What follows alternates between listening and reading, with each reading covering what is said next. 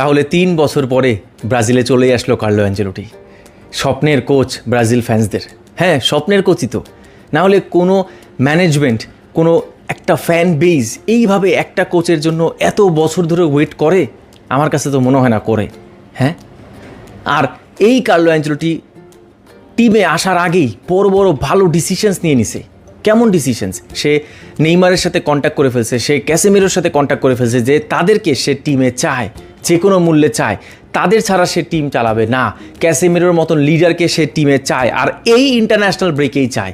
কিন্তু নেইমার ইনজুরিতে আছে দেখে এই ইন্টারন্যাশনাল ব্রেকে নেইমারকে আনা পসিবল হবে না। কিন্তু ক্যাসেমিরো এই ইন্টারন্যাশনাল ব্রেকে ব্রাজিলের হলুদ জার্সিতে আপনাদের দেখা দিবে অবশ্যই। হ্যাঁ, সে অ্যান্টনির সাথেও কন্ট্যাক্ট করছে, অ্যান্টনিকেও সে চায় টিমের মধ্যে। সো এইটা হলো কার্লো অ্যাঞ্চেলোটির ফার্স্ট মুভ। আর আমার কাছে মনে হয় অ্যাজ এ ব্রাজিল ফ্যান এই মুভগুলো খুবই